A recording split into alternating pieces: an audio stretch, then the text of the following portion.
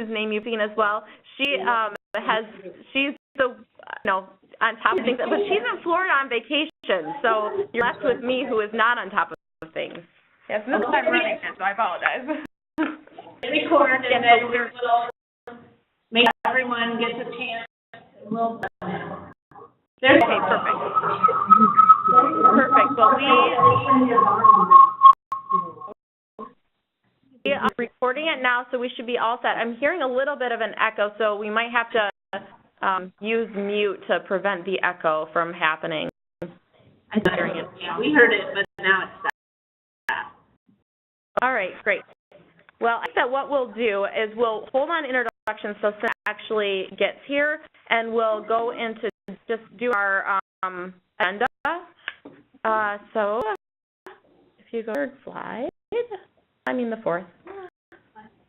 Okay, so what we're going to do today is talk a little bit about the development of the Michigan Home Visiting Quality Assurance system and sort of where this whole thing came from, just give you background on why we're doing this and why we think it's important so they know what this is all about.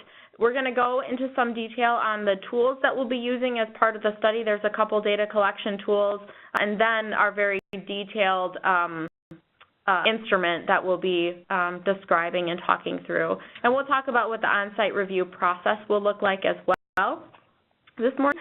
And I want to say, as we get going here, that please ask any questions that you have as we go through. This isn't particularly formal, so just stop me at any time to ask your questions and let us know how we can make this more straightforward and streamlined.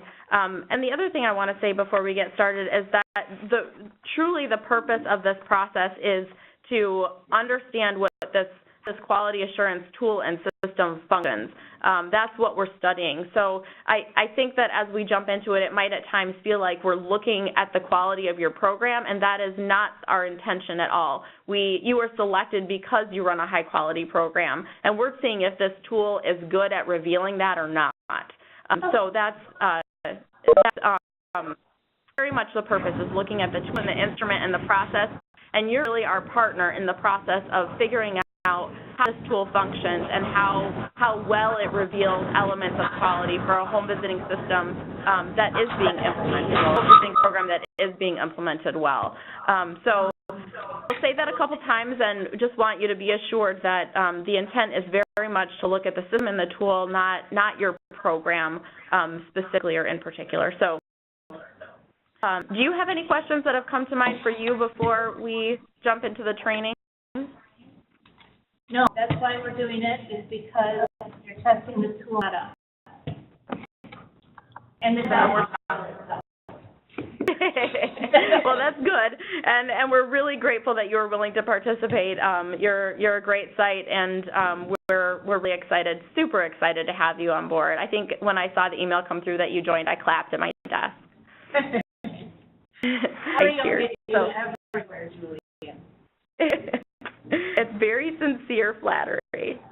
I'm still going to hold on introductions until Cynthia joins us, but I'll go a little bit into the background of the tool itself and where it came from. And the thing that I want to clarify, and you've actually seen some of this before, I think, from our QI training, but this tool is really a quality assurance tool. So we want to go back and make sure that we're being clear about the difference between quality assurance and quality improvement. So this tool and this process is intended to see whether or not home visiting programs meet expectations for quality, whereas if you were doing a quality improvement project, that would determine whether adjustments in the way that you do things result in improvements. This tool is really intended to use staff expertise to ensure that the program provides quality assurance, whereas with quality improvement, you'd be using staff experience and expertise to improve processes by which the program is implemented. A quality assurance system like this relies on external review and internal monitoring, so that's why we have the external folks from the state, the external reviewers that will come to your site and look at your documents and look at your case files and meet with program staff. So they're lending that sort of external perspective and lens to the process, whereas, as you know, quality improvement efforts rely on your team internally. The assurance process like this is responding to expectations that are established by external bodies. So as we developed this tool and this process, we were looking for standards in home visiting quality from the research literature, from program models, from a variety of sources to help us understand what home visiting programs implemented well look like, whereas a quality improvement process would really be about responding to the needs of your customers and stakeholders. Quality assurance for MPHI grant recipients is an expectation, as is quality improvement, and it's really an expectation of all of the models that are being implemented as well. You have model standards, and those are about quality assurance. The other point is that quality assurance is a part of Michigan's home visiting law, Public Act 291, and I'll talk a little bit more about that in just or Cynthia will, because I think that I heard the door open. That might be her. Yes, it's Cynthia. Hi. We just did the first QA/QI slide. That's okay. I'll do the second one while you get settled in, and then we'll go back to introductions. Okay. Thank you. Okay, so currently the Michigan Home Visiting Initiative that implements MPHI is engaging in a couple of quality assurance activities. They're doing financial and contractual monitoring. You're echoing. I think one of you need to mute, because we're all muted except one laptop.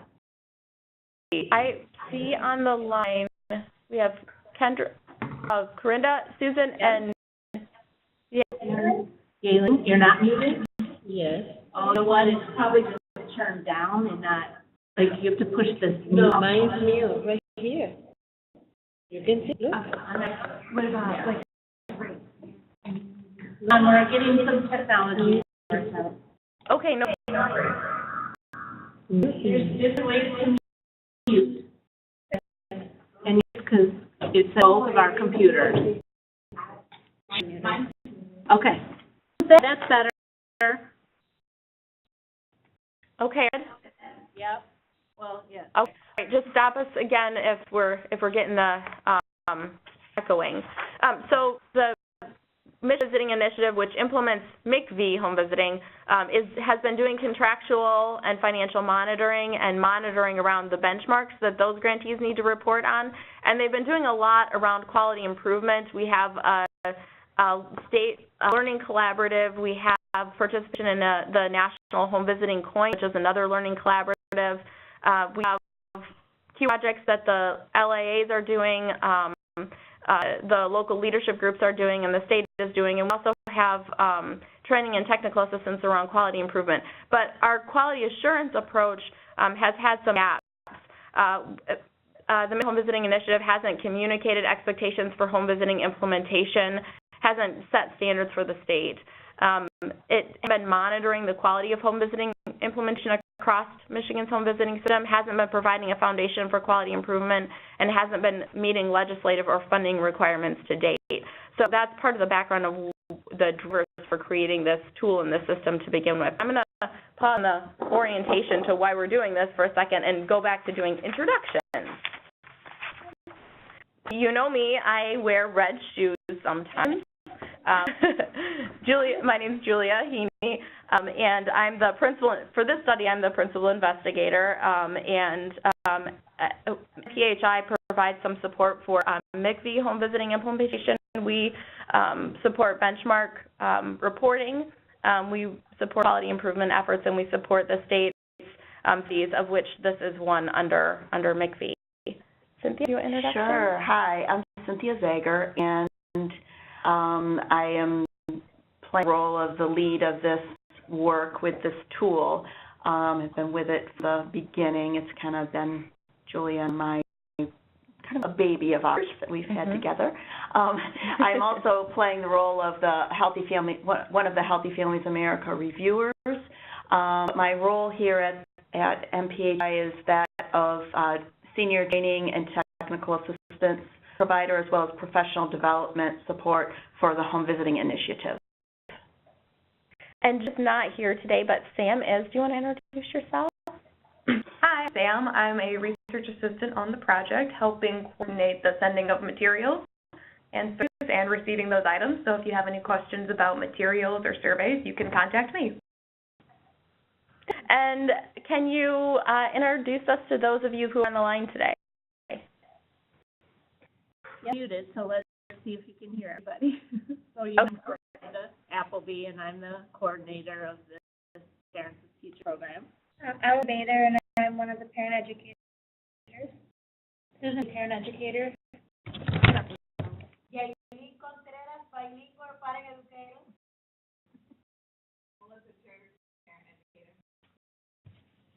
Aren't here, but we will fill them in. Oh, I heard 4. Was there a 5th? Someone really far away. So you get Melissa Church. She's our newest parent educator. She just started ago. And Yaeli Contreras, our bilingual parent educator.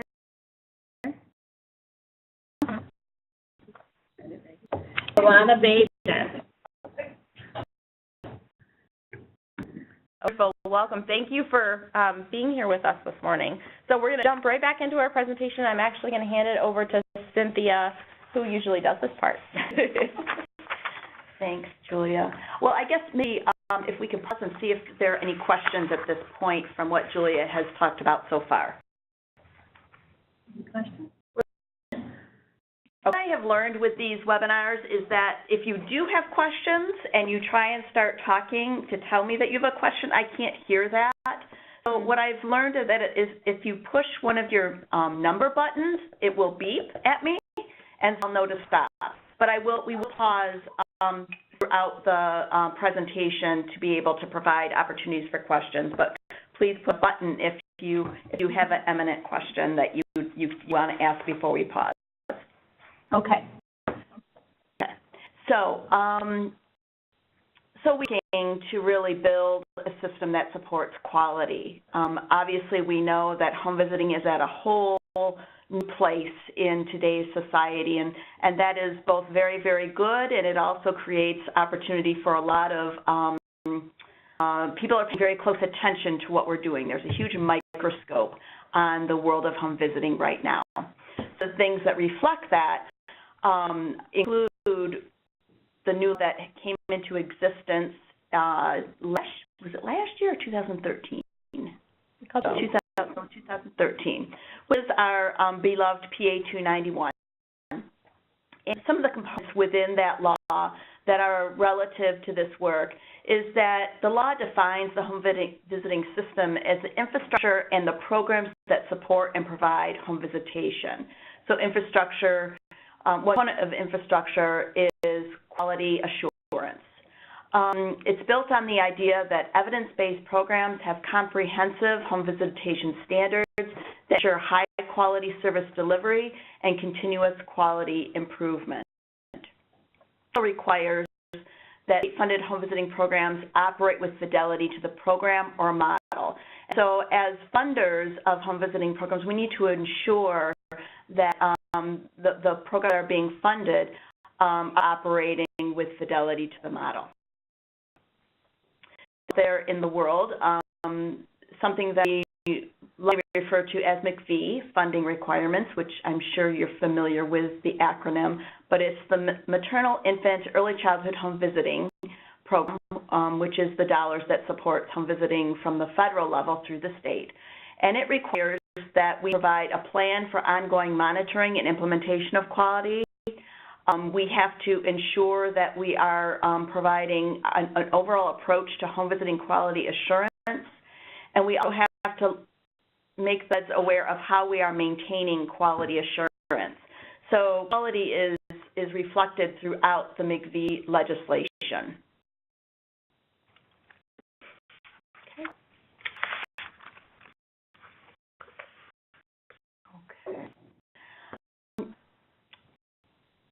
When we go, so why, in addition to the laws that I just referenced, how this really got kicked off the ground was my son Nancy Peeler were on a technical assistance support call they have with HRSA. I think it was on a monthly basis initially, and we were being provided with technical assistance from the TAC, and Kathleen Strayer was actually the provider of technical assistance at the time, and she was going through these slides and talking about the level of monitoring that was really expected by the MPHI grantees.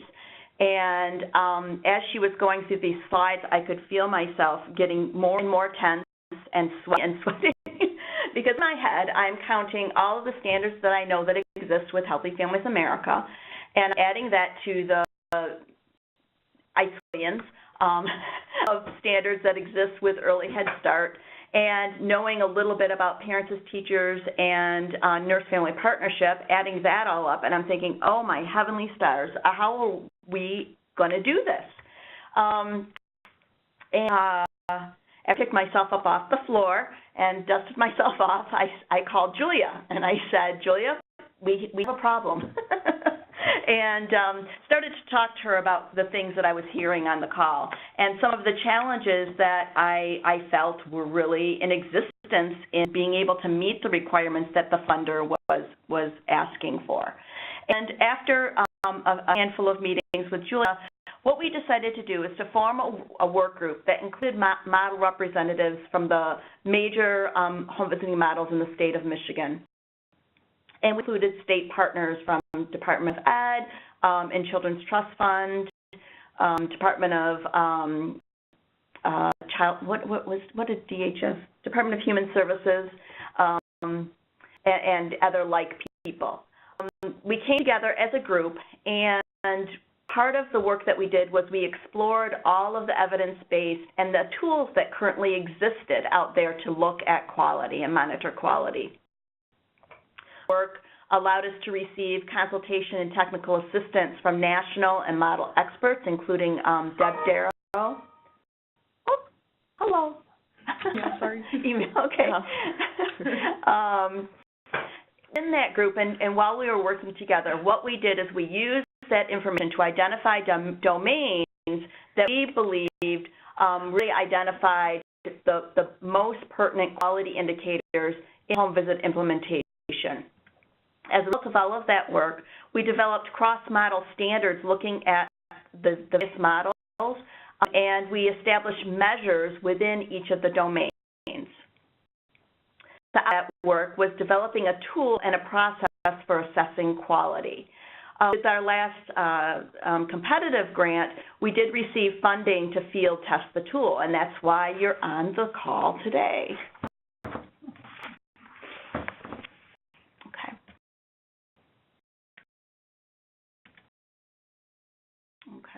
A little bit on the last slide, but we looked at all of the research related to Early Head Start, Healthy Families America, Nurse-Family Partnership, and Parents as Teachers. We really looked at the MyHIP indicators in reviewing and compiling all of the model standards, including HIP. We reviewed the fidelity and quality monitoring tools, including the Korfmacher quality rating tool, the evidence-based fidelity measurement home visiting tool, and the Friends menu of outcomes and indicators that's available on their website. We had the work done through implementation science to really dive into what implementation science maintains as the necessary components for quality implementation, as well as bringing programs to scale. And we also utilize research on quality home visiting that's been conducted within the field, including that from Visiting Royalty, Deb Darrow, and received expert consultation from those expert providers. All of it resulted in us designing a tool that incorporated the results of the research, the consultation from experts, and the existing fidelity indicators that are used by home visiting models, including MyHIP, Early Head Start, Healthy Families America, Nurse-Family Partnership, and Parents as Teachers. Okay. Looking at all of the work, the committee did a deep dive and analysis and selected the domains that were based on the indicators of quality and fidelity that were supported by the research and were common across models. We didn't want to invent the wheel, but to find out what had in common. And so we were able to come to agreement about what those domains were. And they included recruitment and enrollment, or caseloads, assess family needs and referral to services, dose duration, home visit content, staff qualifications and supervision, professional development, and organizational structure and support. And we'll dive into those a little bit later in the presentation. Okay, do this one, Julia. This is your area. Yeah. So, as Thea said, we received funding through one of the MPHI grants to field test this tool. As we developed it, we knew full well that, you know, what it represented our best thinking and lots of input from a variety of stakeholders with really good expertise and experience. We knew full well that it could be off base, that the process that we were envisioning might not be practical, or maybe we had more standards and measures than were really feasible to use for the state. Or maybe we were measuring things that weren't important, or maybe we were missing things that were. So we were aware of that as we were developing this. And so when we had the opportunity to propose a study as part of one of these funding opportunity announcements, we thought that that was a really good chance for us to say, okay, so this is our best thinking, our best work, but does it actually work in practice? So we proposed a study around these 4 study questions. As I said at the beginning, our intention isn't to evaluate the quality of your program, and these questions describe what it is intended to test. What we're trying to study is, do the tool and the procedure produce reliable and valid results? So when we are implementing this process, you'll have 2 reviewers that are looking at all of your site's documents and are completing site reviews, talking with staff. But as they do that, they're going to be making their decisions, their assessments, totally separately from one another. And we're going to look at their scoring after the fact to see, you know, when both of the reviewers were looking at the same material, did they make the same judgment about whether or not a site met a particular measure or not. Also going to be using a couple of different methods to see whether or not the tool and the procedure are really measuring what we want to measure, which is implementation quality. The second question that we're going to tackle is, can the tool and procedure be applied across models implemented in Michigan?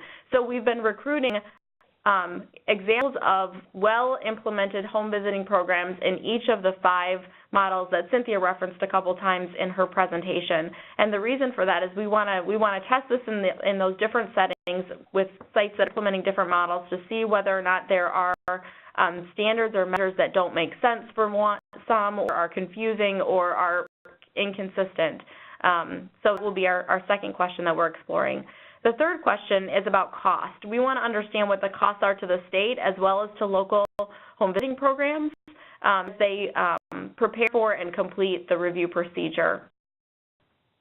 And we'll be using to do that in a little bit as well. And then finally, our last question, how can the results of the tool be used to improve quality in home visiting at the local and state level? As we were envisioning this tool, we were hoping to create something that didn't only say, you know, give programs a plus or a minus depending on, you know, if they were performing well. We wanted to put together a tool that no matter how well you were performing, it would identify opportunities for improvement. So it's not really a tool that's designed to be like at the basement level. It's designed to more be at the same level of identifying for any home visiting program that's participating in opportunities for improvement. So we're hoping that we'll explore the degree to which the tool does that as well. Okay, so in our study, we have a couple different groups of participants. Our first group is home visiting implementation experts. So as Cynthia said, we received expert consultation from a couple of people as we were developing the tool. But now that the tool is complete, we want to gather input from a broader group of experts in home visiting. So we are using a survey and gathering through that survey whether or not the tool is capturing key concepts and quality. We also have 5 reviewers that are participating in this process. Their role is to conduct site reviews, track their time and resources, and they'll be completing surveys after each review as well. And we have 10 home visiting sites that we're recruiting, and their role is to participate in the site reviews, coordinate home visit observations, provide recent model reviews, track their time and resources, and also complete surveys after the review process is complete. We're going to be diving into each of these tools in detail as we go. So I'm just going to give you sort of the list right now of what the various tools or instruments we're using for the study are. The first one, the big one, is Michigan's Home Visiting Quality Assurance System tool. That's the tool that we're testing to see how it works in practice. The second is an implementation expert survey, which I described just a moment ago. The third is the home visit rating scale, and that's a tool that's used to conduct operations of home visits. The fourth are satisfaction surveys, and we have a couple of those. The reviewers complete a survey after each review, as do sites, and then sites also complete a 6-month follow-up survey as well.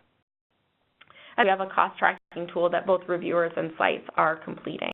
We're going to dive into the study tools in a little bit more depth, starting with the Michigan Home Visiting Quality Assurance System tool and guidance, and Cynthia is going to walk us through that document.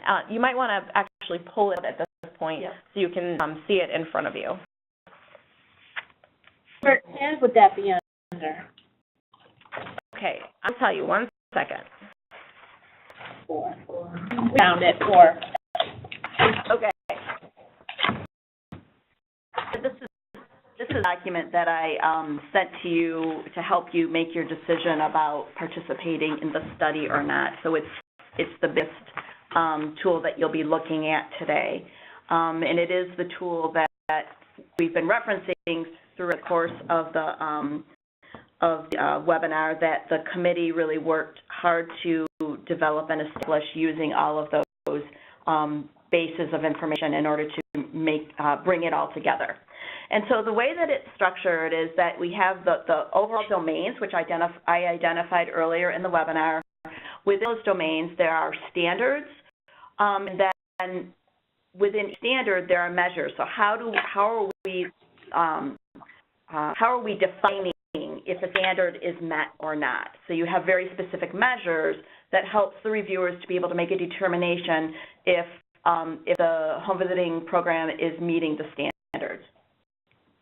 Standards require a policy or something in writing or some sort of guidance that aligns with the model requirements, and there's evidence, and then also that evidence that the policy has been implemented. So we're looking at, do you have something in place that tells you what to do, and then there's standards that look at, are you actually doing what you said you were going to do? The measure is rated as either fully met, partially met, or unmet.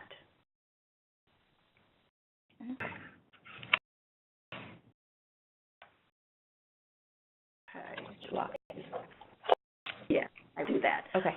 Can you pull it up on the screen? Give us just a second. We're going to switch over to actually looking at the tool itself. Document. Oh, the guidance document. Can you, when we just pulled up the tool, could you see it on your screen? No. You stop. Well, we have a tool in front of us. Okay. See if we can get it on the screen so when I jump from place to place, it's easy to follow. Okay. You should remind us to bring popcorn or something. Good point.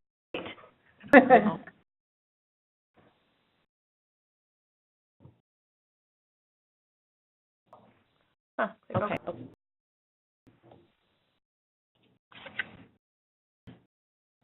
Okay, good deal. All right, so the beginning of it kind of gives you an overall introduction to the tool. A little bit, I'm going to point out how you know, okay, right there is good. Adhering to submit your materials for the study.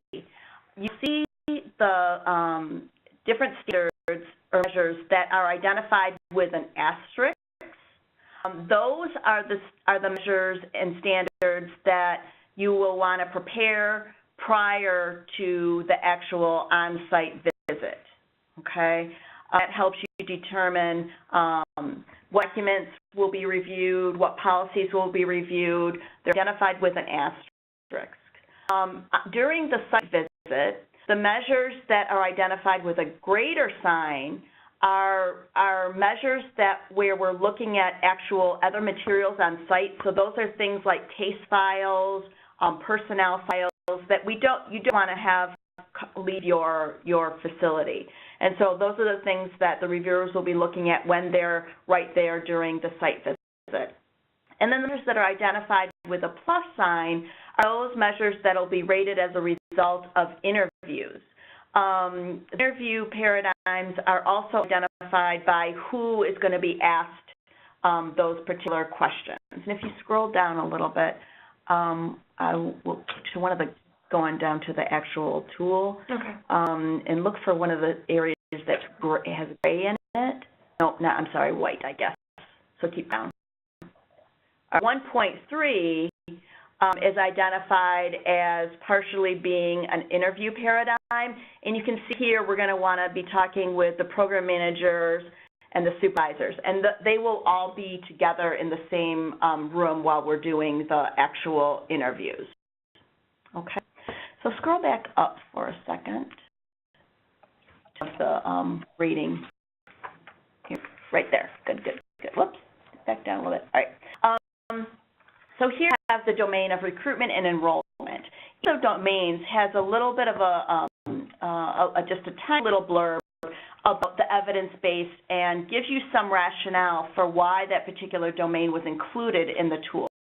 So it helps you kind of get some context for that particular domain. And then see the first standard within recruitment and enrollment is home visiting sites are recruiting and enrolling families that meet eligibility criteria. And then measure when that the first that standard is, as I think Julia mentioned earlier, is there a policy for that particular that particular standard? If you scroll down, 1.2 asks, are you actually, do you have a plan that reflects that policy? So are you being mindful about who you're recruiting? And then 1.3, are you actually recruiting and enrolling the families that you say you will in your policy and in your recruitment plan? Okay. Scroll down a little bit more.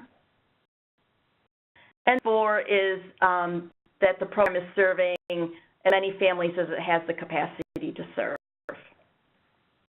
The main is around home visitor and supervisor caseloads. We know that in this new age of work, for most people out there and most people who are looking at home visiting, we are really looking at quality work versus quantity. I remember when I started home visiting many years ago, it was all about the numbers and, how many families are you serving? And now we know it's more about, what are you doing with those families that you're working with? And so we want to ensure that caseload sizes are being respected. And so the first measure within supervisory caseload is there a policy that indicates what the procedure is for managing caseload for visitors. The next measure is around that the caseloads are indeed being managed the way that you say your site would do it. That is around supervisor caseloads, knowing that everything is a parallel process, and supervisory caseloads also have to be respected because we can't do quality work as supervisors if we are overloaded. And so here again, is there a policy for managing supervisor caseloads, and are those caseloads within the policy requirements? The next assessment of family needs and referral to services. Are you doing an assessment of those family needs, and are you providing referrals to services, which we know is a major part of most home visiting programs? So again, that first measure is related to a policy for assessing family service needs, and are you doing it within certain time frames? Third is looking at, do you have a tool to assess needs. So are you using something that helps you to be able to determine what family needs are?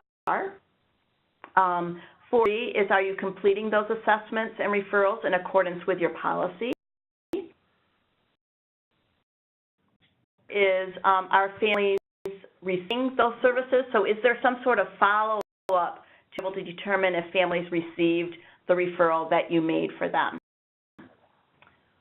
5 is, are you using the assessment results to inform case planning and service delivery? So we know that every family's needs are very different and very greatly.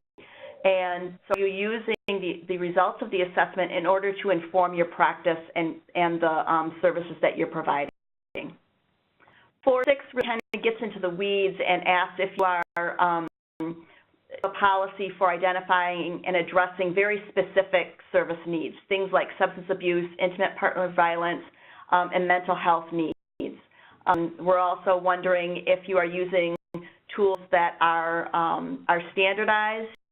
You're identifying when the tools need to be used, how you interpret the results, et cetera. 4 is related to, are you actually using the tool that you said you would be using to assess those specific areas? 4.8 is that if you find that there is a need identified while completing those assessment tools, is are you, again, making the referrals for those particular issues? And 4, like the before, is are you following up on the referrals to ensure that families are receiving the services in accordance with your policy? One of the things that I think that I missed in talking about, keep going on to the measure 5.1. I want to point out here that with policy expectations, you will note at the very bottom of that column there is that the policy shall reflect model expectations if applicable. And I jumped ahead. I probably should have gone across this tool as opposed to going down. So each of the measures, again, we're trying to make sure that we are being very respectful to what we know the models have in place. And so the policy indicators do reflect that. And so it was not our intent to recreate anything or to make rules be different or go against what model expectations are. And so all of the policy indicators do ask that if there is an expectation for your model, that your policy reflects those model expectations. And there's actually a crosswalk tool that the reviewers will use to determine if your policy is meeting your model requirements. All of the model requirements are indicated on this other document. In that second column there, you'll see what the expectation and required components are of each of the measures. Yeah, I did this a little backwards. I was getting really ahead of myself. I apologize. So you can see what the reviewers are going to be looking at within each of the measures. In the column, you're going to see the review procedure. So how is the reviewer going to do what they need to do in order to determine if those components are met, and what are they looking at in order to make that determination? And then the rating scale there and on the right side helps the rater determine if the measure is fully met, partially met, or unmet.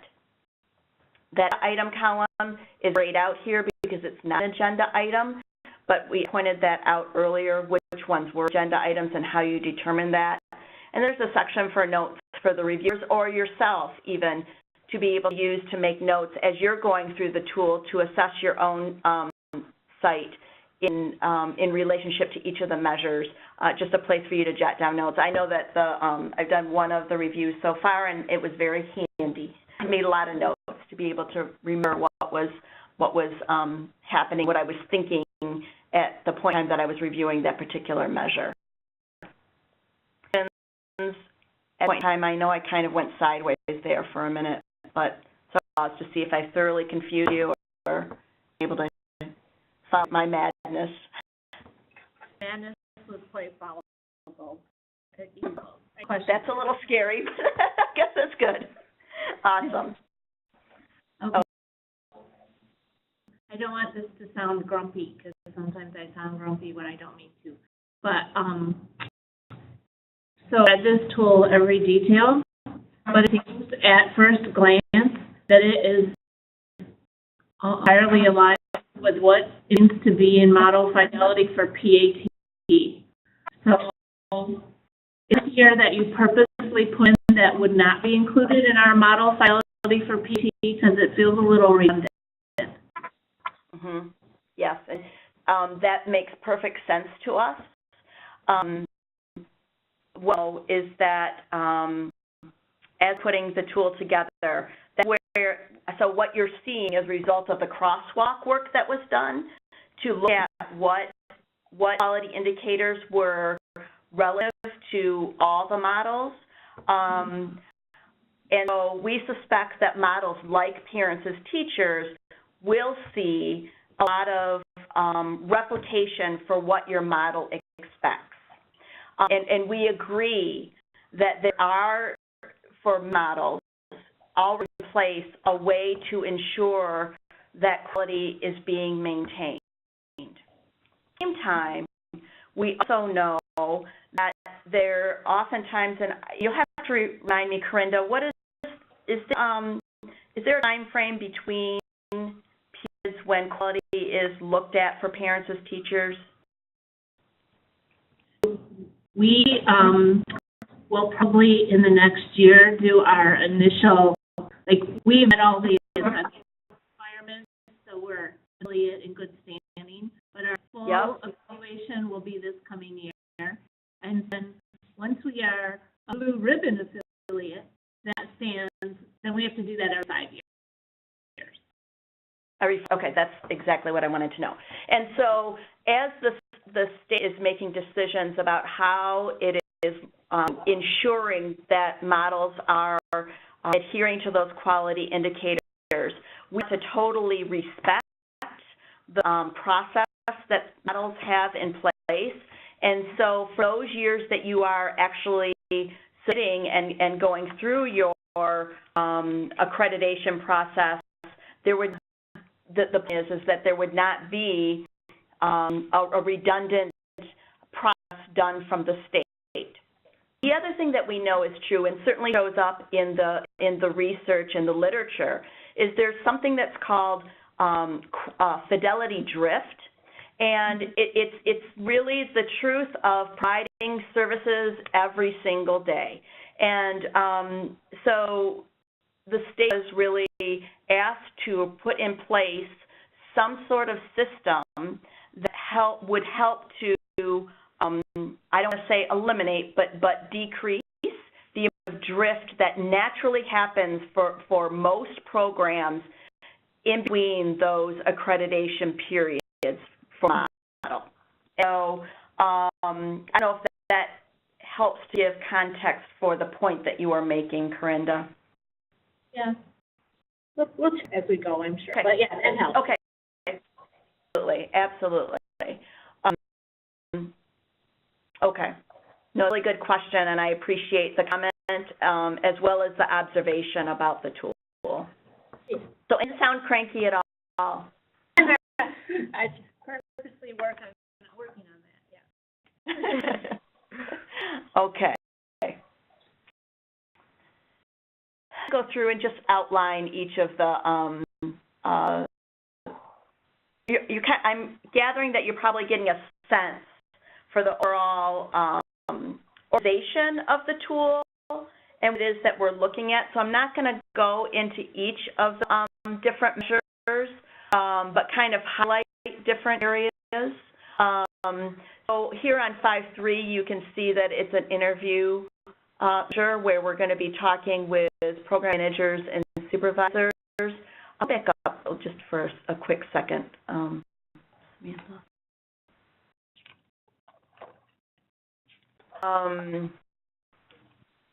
the next standard within this particular domain is our sites conducting developmental screenings and providing referrals when appropriate. So referrals, we know, are really critical to all home visiting programs, and so you'll see referrals throughout the document, and certainly referrals for developmental screenings is one area where we want to be taking a look at that. So here again, we have a policy. Are you doing what the policy says? Are you using a standardized tool in order to assess developmental age? And are you making those referrals? And is there follow-up? The next domain is regarding dosage and duration. So are families receiving the number of home visits that they're supposed to, and are they receiving services for the length of time the program said that they should? And so here again, with that first measure is a policy. We're just going to kind of scroll through this one. Is policy for adjusting dosage if your program allows that, and then your family's actually receiving the dosage, monitoring it. The next standard is related to are being retained in the program for as long as they are supposed to be retained. Are they we did the receiving the number of visits that they're supposed to in the previous standard. So again, policy, and then are they staying in the program? Are you monitoring and doing things to improve retention? Here's the meat and potatoes of our work, and that's actually what that happens on a home visit. So home visit content. And the first standard is related to, is your program delivering individualized services to those families, looking at their risks and their needs, as well as their strengths and protective factors. We'll just scroll through this.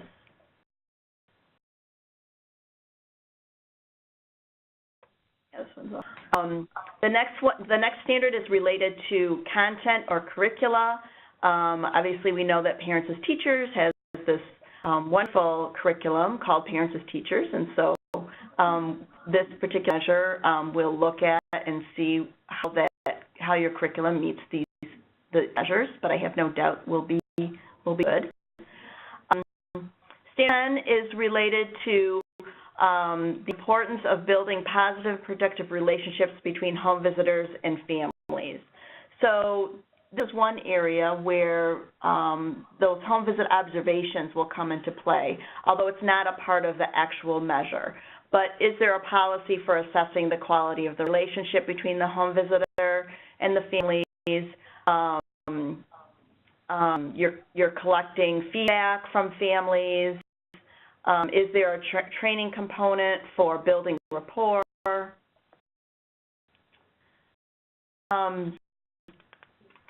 Staff qualifications and supervision.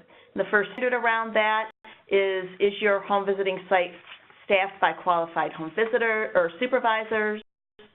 And let's just go down to the next standard, which is your program staffed by qualified home visitors?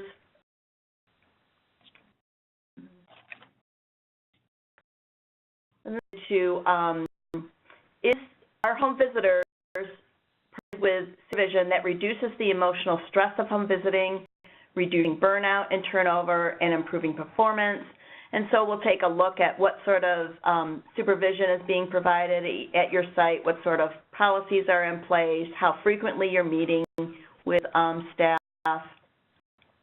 Staging is around our supervisors provided with supervision that improves their skills and effectiveness. All of the research out there really talks about the importance of supervisors in the infrastructure of a program, and so our supervisors, we need to ensure that they're being provided with support as well. So we do a sort of parallel ask of those particular measures. We're also looking at professional development in one of the domains. So our staff provided with the training that's necessary to deliver the program as it's designed. Let me just go through this one. Set a variety of different training areas where we felt was important to include. The next domain related to organizational structure and support. And the first here is around the home visiting site receiving guidance and support from partners. So do you have an advisory group that is supporting you as a program, and how involved are they in relationship to your overall operations? Is there a sustainability plan? The next in this domain is related to having the infrastructure necessary to support high-quality implementation.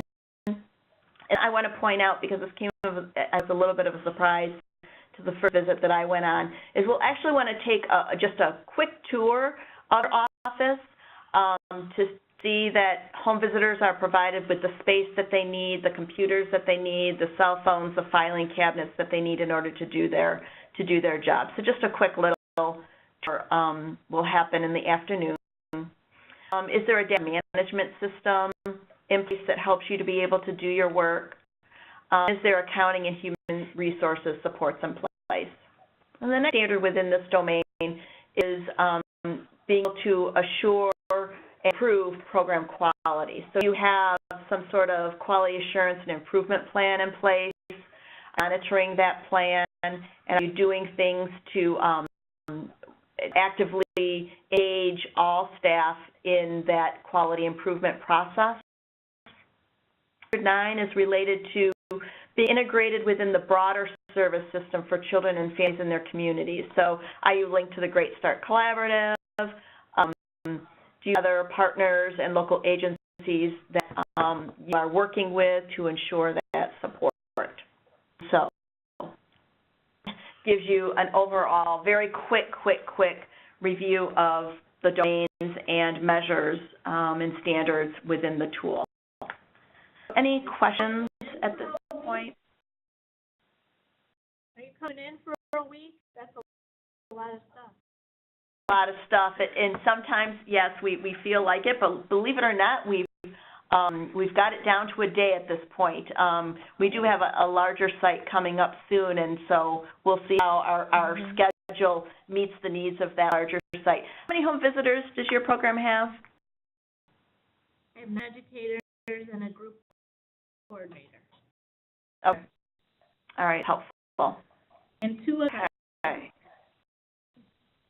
So, yeah, like mostly housed here at the RISA, but we have 2 off-sites that put parent educators' offices in to be closer to where they serve in the village. So I don't know if you want to go to those or not, but I mean, it's pretty indicative of actually the smallest one.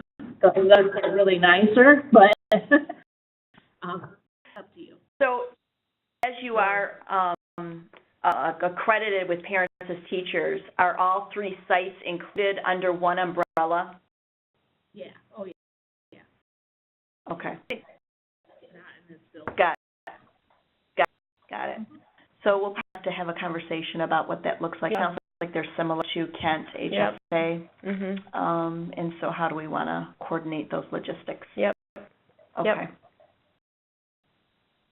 Okay. Let's see, what next slide? Yeah. All right, Julia. Okay. Julia will get you back on a straight and narrow path. No, that was my curvy.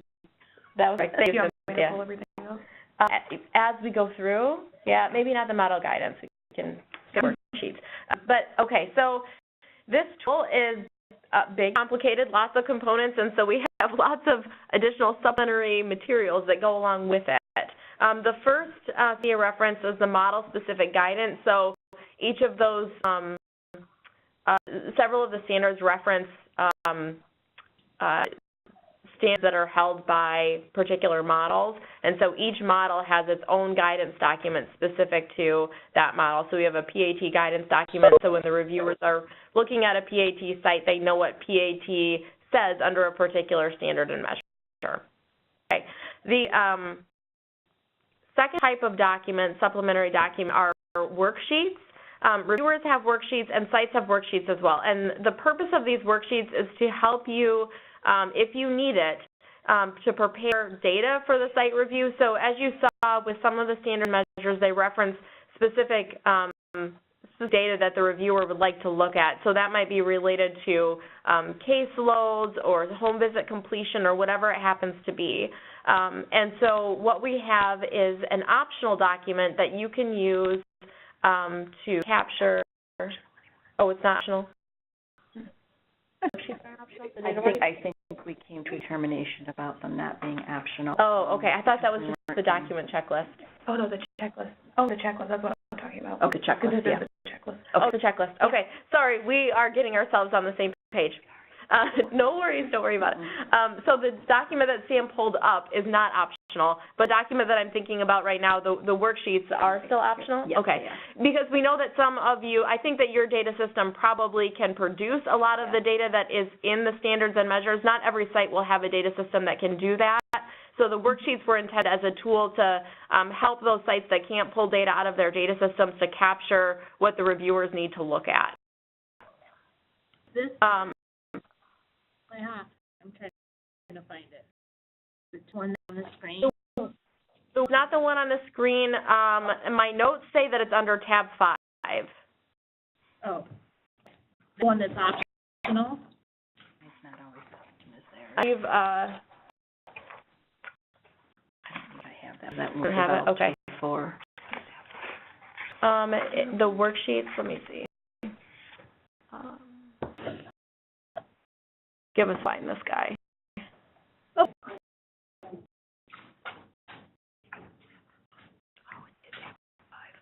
Yeah.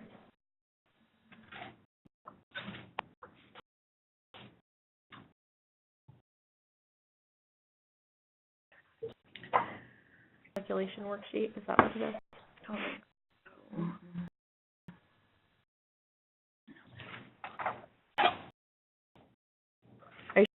That's the week. Yeah, That's what you're looking for? Yep. Oh, I'm sorry. Oh, that's a good one. Yep. Yep, you scroll down a little bit. So it's, I'm not sure if you found this document. It's, the one contains all the pretty banded rows, and it references specific measures, and it's just a tool to help with calculating the particular things that each measure is asking for. Okay. Well, I don't think that's in our little notebook. This came in the site visit packet, not the binders. Oh, okay. It's in the packet. All right.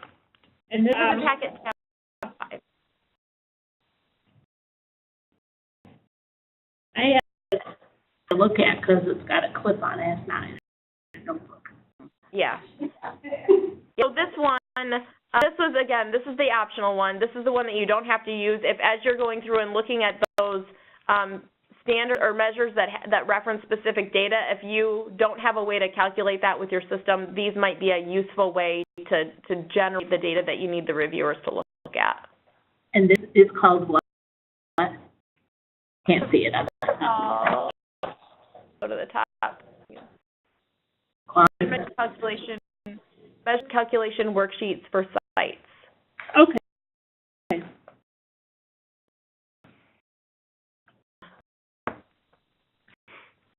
Okay. The next one is the document checklist, which we're going to pull up right here. And this is required. The purpose of this resource is to let us know which of the standards and measures you have documentation for. So I don't think that we've said this yet, that we don't want you to create documentation for things that you don't have documentation for right now. They'll certainly be pulling out of one thing or another that you'll need to do. But if you don't have documentation for something, we don't want you to create it for the purposes of this. We want to see, what you have as of right now. So there'll be several things I imagine as you go through. Like, we really don't have that. That isn't in running anywhere. We've never put together a procedure for that we can show. And so what we want you to do on this worksheet is to tell us that you either included it or didn't include the guidance document is asking for under each measure. Does that make sense? Yep. We did have this as optional to begin with, and we moved it over to making it not optional, that we'd like you to submit this because we were having some confusion back and forth with sites about whether or not documentation was included for a particular measure. We think that this will help make sure that we understand what you have and have not included. Yep. There's a document gathering questions. So as you go through, and Sam will pull it up, but as you go through the process of gathering documentation, you know, our whole purpose here is that we want to learn about the functionality of this instrument, what it is and isn't telling us. So as you're pulling together documentation and you're thinking, you know, you're for a sustainability plan, and that's something that we tried to create once, but it really didn't do anything for us, and, you know, these are the reasons why. We would want you to share that information with us so that we can learn more about, you know, the different measures that we've included in this tool, and this would be the way to share that type of information with us. So as you're going through the process of gathering documentation and you have observations or reflections on the different things that we're asking for, if you could capture that on this document and then send it back to us after you've gathered your documentation, that would be really helpful for us in, you know, looking at the tool and understanding what should and shouldn't be included. Okay. Or if you find errors that we've made, you know, both, anything you want to send to us. Okay. Document is the site visit review. And so this document is designed to help us understand, or to help you get organized for the actual site visit itself. So these are the particular measures that we'll be looking at on site, and the specific documents that the reviewers will be looking through when they get there. So we would just ask you to have these documents ready for the reviewers to look at when they are on site. Cynthia, do you want to say anything else about this? No, because this is going to be the first time that I will have a site use this, because the reason it was created was because there was confusion about what was expected to be available on site, and so we hope that this document would be able to help you to be able to organize yourself so that you'd be prepared when we do arrive on site. Question. Yeah. Where is that in the individual folders? Is that in the packet? This is the packet on tab 6. Okay, hold on. Oh, there it is. All right. Okay. And Okay. that's necessary. I mean, that's me, right? Or okay. It's clear what the reviewers will look at when they get there. Okay. Right, and the last item is our interview questions, that you have a sense of what we'll be asking of you and the homeowners while we're there during the site visit. And so you have a copy of this in tabs 9 and 10 in the site visit packet. But I guess I would say on this one, we because we've done a couple reviews and seen this in action, we know that this particular document has some issues that we need to fix. So we will hopefully have a new version of this before we actually complete your site visit, but the questions themselves will change, the content of what they're getting at won't change, but if we have an updated one before your visit, we'll send that to you so you have that to look at. Okay. So that's all the supplementary materials. Any questions? No.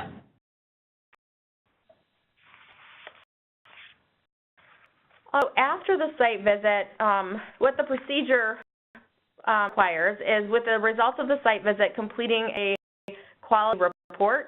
And so what that will include is the rating that the site received on each standard. That'll be a consensus rating. So as I mentioned, the reviewers will make their ratings separately. They'll come together after the site visit to meet and talk about their ratings, and anywhere where they had a difference of opinion, they'll come to consensus, and you'll receive that consensus rating. And they'll also identify in the site visit report opportunities for improvement and special recognition. And you can see the template for this under tab 5 in the training binder. Hold on.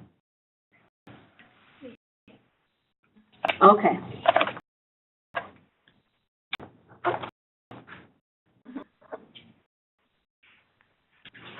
So basically the point is that you'll receive all feedback that the reviewers have will come back to you in the form of this report, and then there'll be a teleconference between you reviewers to go over the report. So just to talk about what they observed. Again, what we're really looking at is the quality of the tool, the performance of the tool, not your site.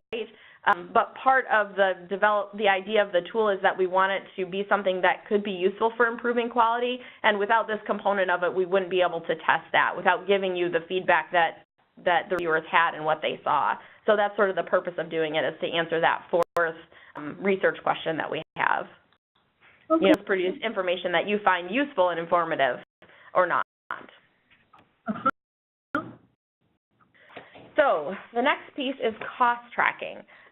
So on site visit packet tab 7, there is the cost tracking tool, and we'll pull it up here as well in just a second. No worries.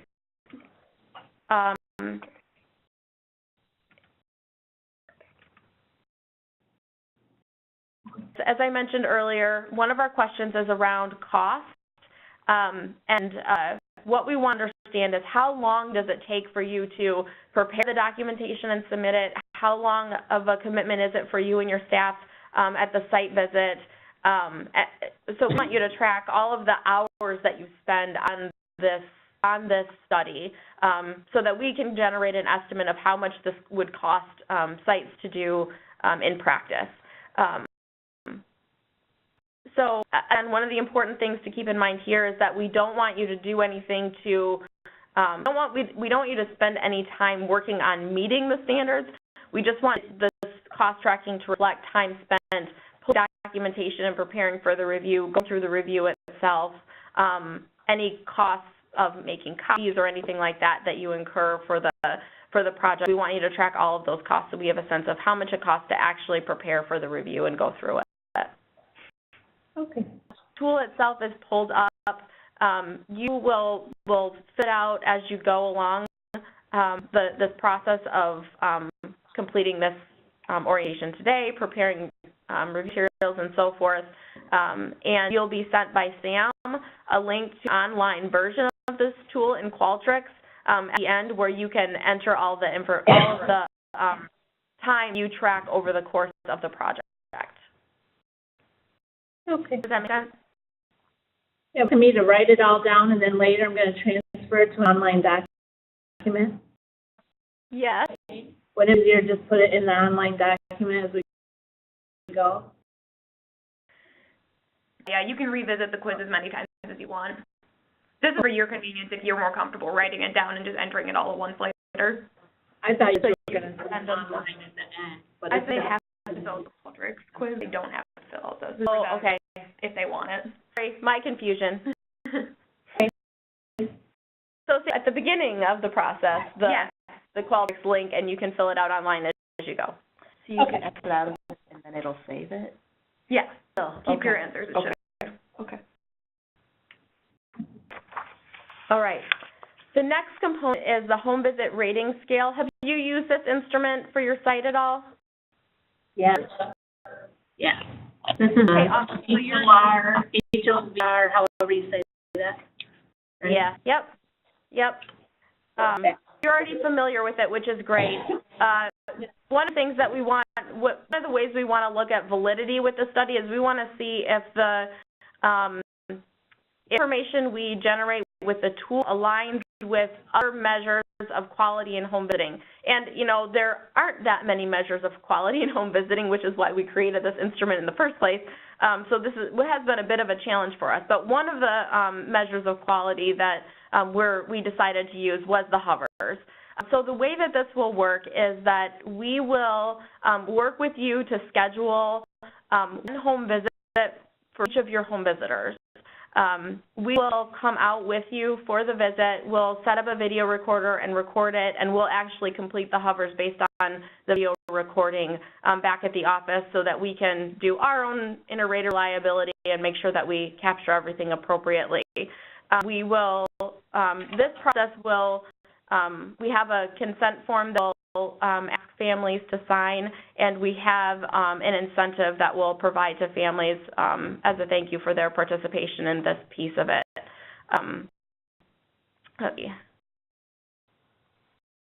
I won't go over what specific but it'll be Sam that works with you on scheduling. Marty. Oh, sorry. Another member of our team, sorry, Marty, will be working with you on actually scheduling the home visits themselves, and that'll be around the time of the site visit that those observations will happen.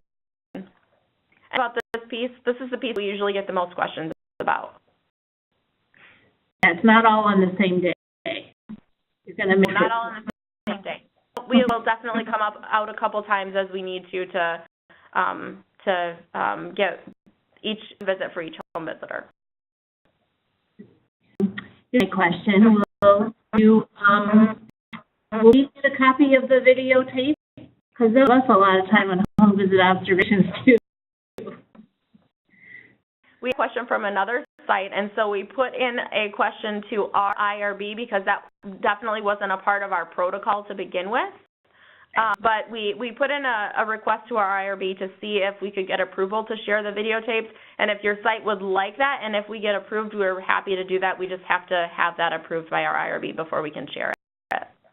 So we have just started experimenting with videotaping our home visit observations that the supervisor goes on. So we have our own little release too.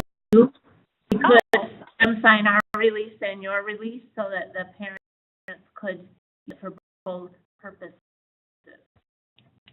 Okay. You see what I mean? Yep. Plus, that'd be nice to see them.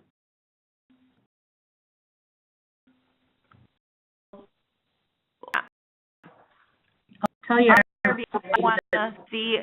Our IRB might want to see your release. I don't know. All right. I'll check in with them. Okay. Sure. Any questions about this piece? Do you certain kind of family matter? Does anyone who'll say yes? Do you need a high-risk family? Do you need a life-free family? What do you need? We're going with the families that are available in the, we're still following the visit, so we're not being specific beyond that. Okay. Good. Okay, as I mentioned, you're also going to be receiving satisfaction surveys. So right after the review, you'll get a survey that asks you about your satisfaction with the process of participating in the review and working with the reviewer. It also has some questions about the strengths and limitations of the tool, and questions about the strengths and limitations of the review findings and recommendations. Actually, this last bullet we need to edit because there was an issue with the tool that we needed to fix around those questions, I think. But anyway, it's basically a satisfaction survey where we're asking you how did the process work for your site? How did it go? How did working with the reviewer go? So we have sort of your perceptions of the process and how well it worked and things that would need to be fixed. Then 6 months after you participate in the review, there'll be a follow-up survey, and that will ask about any actions that you took as a site as a result of the review process. So was there anything that that you learned where you made an improvement or you made a change based on going through this process or reading the report?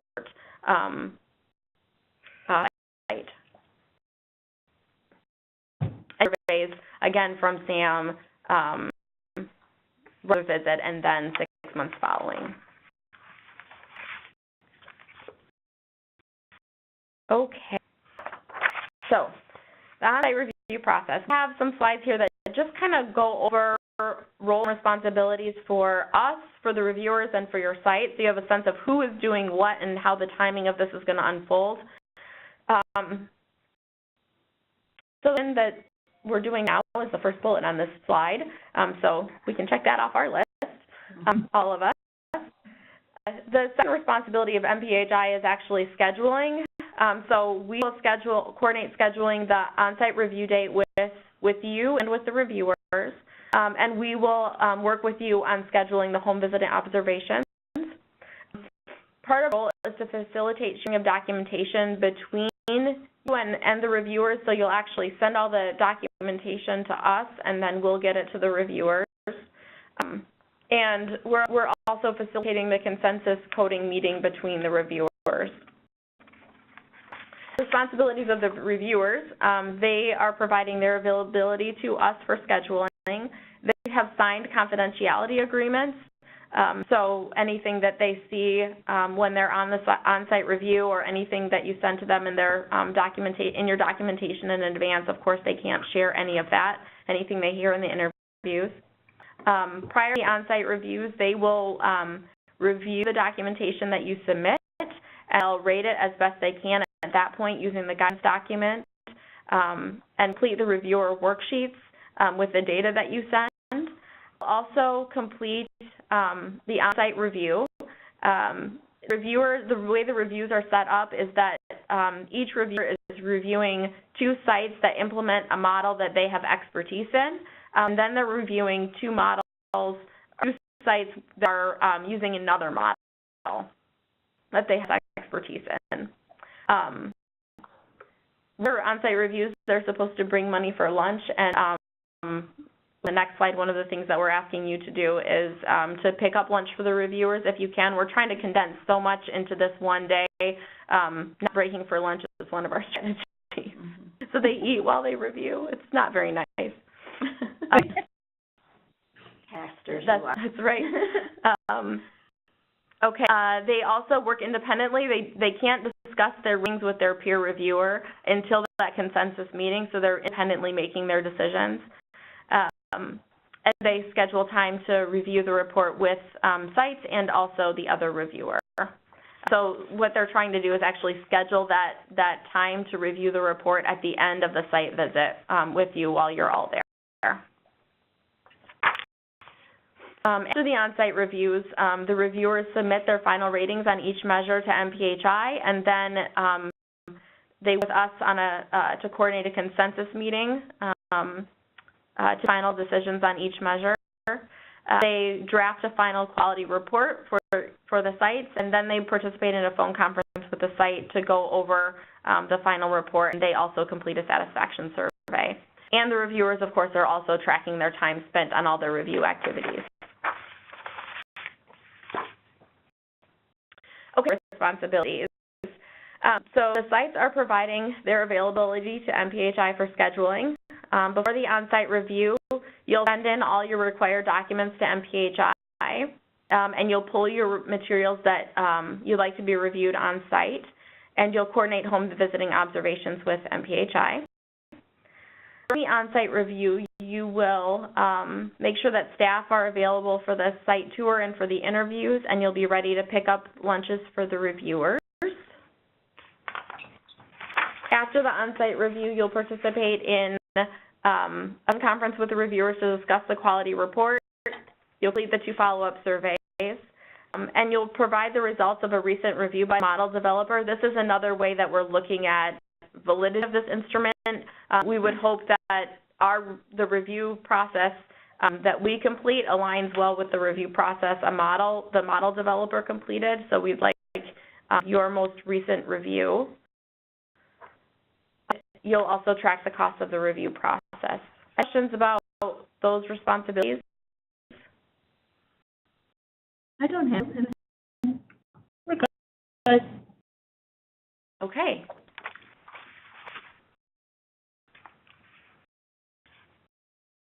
I'm trying to think of any of this that we haven't covered yet already.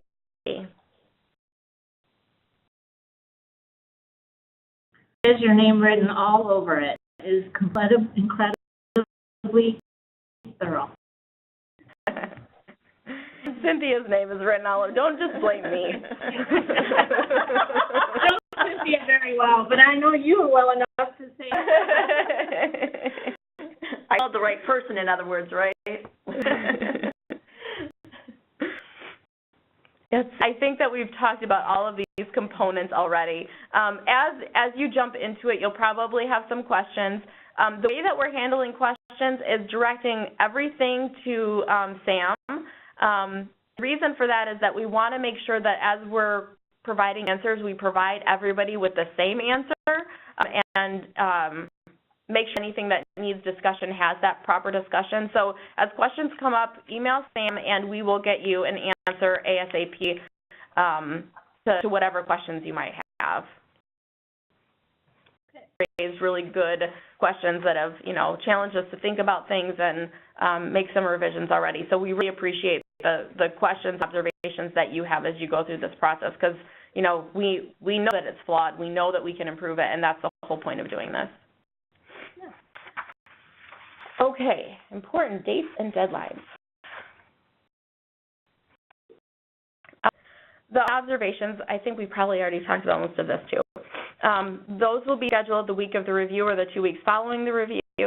We're asking for you to submit documentation 3 weeks prior to the review so that the reviewers have enough time to read through everything. We send the final quality report to you 1 month after the review.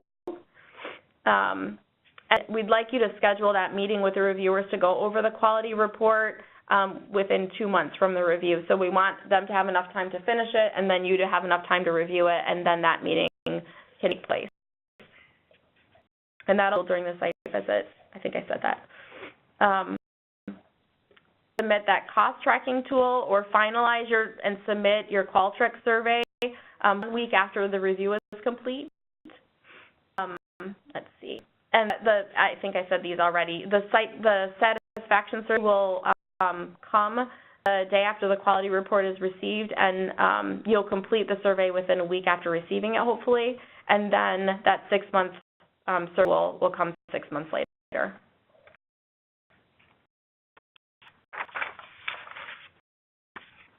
Okay, for scheduling home visiting observations, we have a form that we'll send you to help with the scheduling process. Again, we're asking for 1 client for each home visitor that is willing to allow us to attend and record the home visit during the week of the review and within the 2 weeks following. We want it to be relatively close to the review, as they said. We will just ask you to fill out with each of the visits scheduled on that form, and then we'll make sure that we have study staff available for the dates where you have families available. Mostly been able to make all of the dates work, except for I think this week we had one that we couldn't make work because it was tomorrow. We have lots of staff that are out for the holidays. And this is just that form. Scheduling, yeah. Yeah. This is what that form will look like.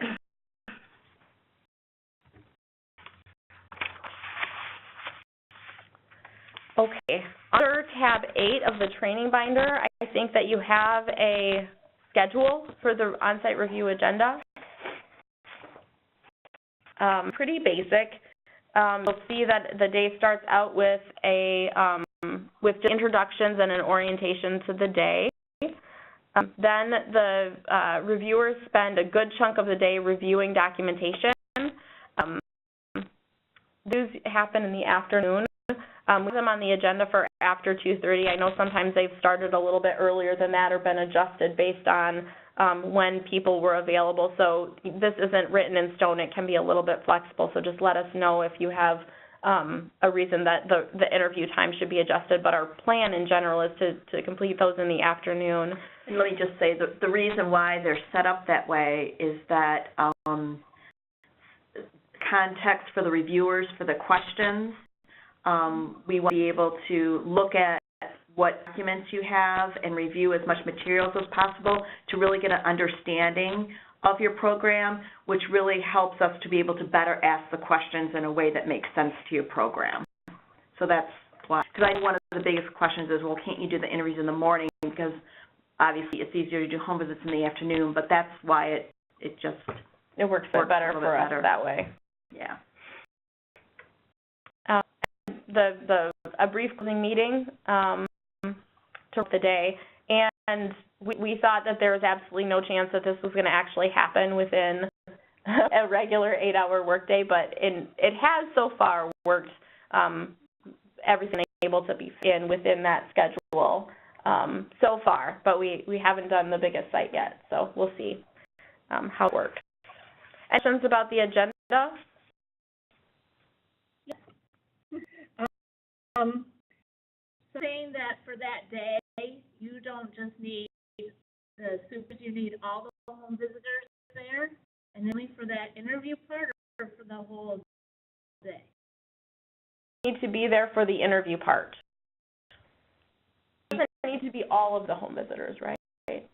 Well, up till now, I think we've interviewed all of the home visitors, but I don't know why we couldn't take a subset. Yeah, there's no reason that we would have to have all of the home visitors there. If there were a few available, that's not an issue. Because you have 20 minutes for that, so interviewing 9 people seems a lot to do in 20 minutes. Yeah, so it's not necessary to have all 9. 9 people probably won't be able to actually answer the questions. So a subset is fine. All right.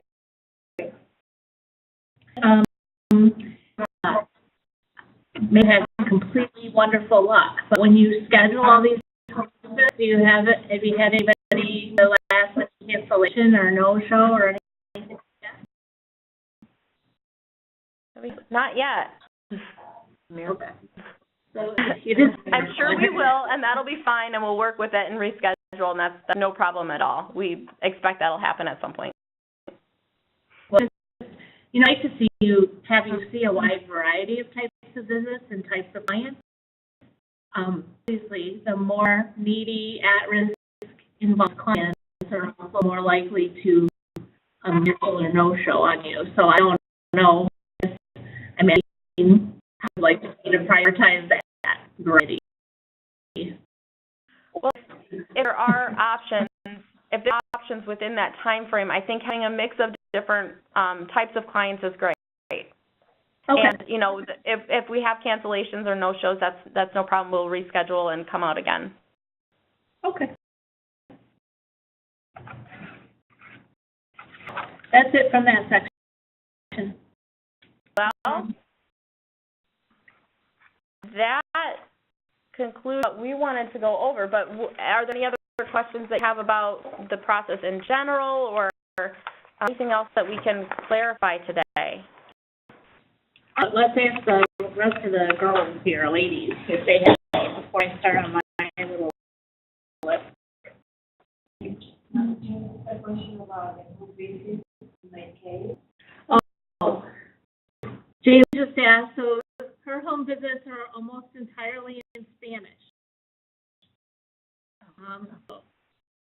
I her home visits anyway, and I flunk Spanish, but I can tell what happens mostly. So is that you want to go with, or do you got a Spanish-speaking review, or you want to skip me, and what do you want to do? Don't want to skip, Jane. Let's do the recording, and this hasn't come up yet, honestly, so we will figure out what we need to do to properly score the tool on our end. Since we're video recording, we have a little flexibility. Okay, fabulous. Any question? Very good. No more questions, so let me give you mine. Okay. So once you have the tool tested, is that when the process for how it's going to be used for all of us is going to be implemented, or is it only going to be for MPHI funded programs, or are you going to hit every program every year, or there's going to be some kind of rotation, or do you just not know yet? Questions that we do not know yet. Okay. Yeah, I think that at this point what we're trying to do is just learn how this functions, if it functions how we hope it will, and put something together that at least meets the requirements of MPHI, but could potentially be used more broadly at some point in time. But those are questions for someone other than me. Okay. Well, I guess someone's gonna need to get some funding too later to do that for a while. And that's part of we want to make sure we understand cost too, so that we can figure out, that side of it as well. That was why that part of it is included. Okay. I don't know if it's confidential, but can you tell me the other PhD program who's volunteered for this project? We are still recruiting another PAT program. You are? Yep. Can I help you? Do you need any help? You know what? I may take you up on that. I will let you know. All right. And do you know who our two reviewers are? Yes. In here? Wendy Sellers and Cynthia. Oh, excellent. Okay. Yeah, sorry. These are the two that are also be doing the observations? Home visit observations will be done by MPHI staff. Oh.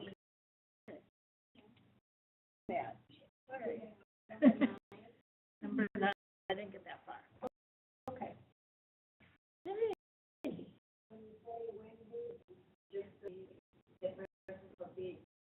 Yeah.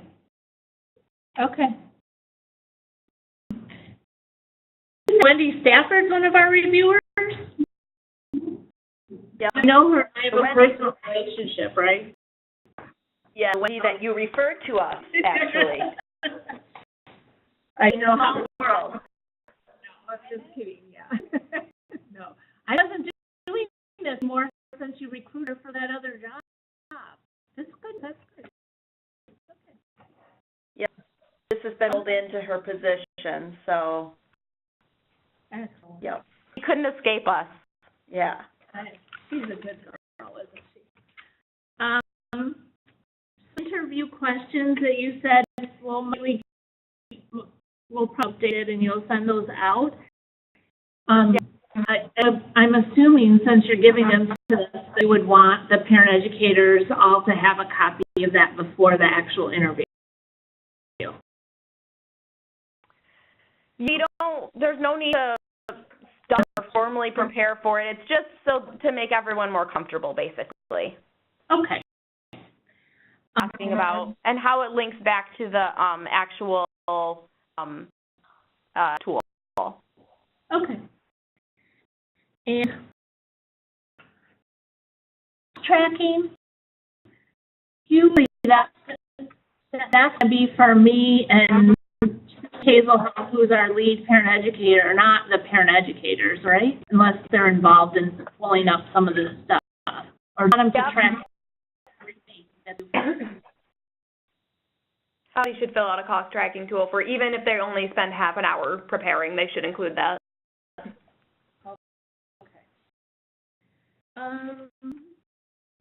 So that the time spent on site, when they're in the interview. And station counts, yeah. Okay. What does LA stand for? Local Implementing Agency. Sorry, that's you. It was us. I just couldn't figure out what the initials. Yeah, that's what MPHI, what they have gone to is Local Implementing Agency, because the term program and the term site and I don't know, everything became confusing. So now it's LIA, Local Implementing Agency. And without reading all the details, it looks like you have to look at some client files and do file reviews. So we have parent educators in 3 different locations. Their files are in 3 different locations. So file reviews for randomly, do you want us to have some here? Do they all need to be here? Is it only on the clients you're home visiting? Can you give me some idea about that? Yeah. Is it possible to bring those files to one location? I'm looking and trying to read their faces. All of them or just some of them out of the offsite? Yeah. So what we're asking for is to get 2 files per home visitor. Typically, be random. You don't want them to pick their 2 files they want to show you, is assuming. We've left it up to the site to choose the files. I mean, obviously we want to be able to look at case files where there's some history so that have been open for a little while, so we can get an opportunity to see as many measures as possible. But we are really asking the sites to choose the files. Okay, and then do you want those to be the files of the families you're gonna visit, or that doesn't have to be linked at all? No, the link between the two events. Okay. And, yeah, 'cause we have a hard copy file that we use for things that don't go in our data management system, which is currently Visit Tracker. But most of the stuff is in Visit Tracker, so really to look at a file, you have to look at both. Right. And so will you want us to bring our own laptops, or will the computers on site to be able to access the data? Would need to be, is it a web version, or how would that work for you? Web version, but you can borrow our computers. Out a little bit. Did you say we could use your computer? Yeah, you can borrow ours. It'll click on the website, yes? Okay. That's all my questions. Okay, thank you.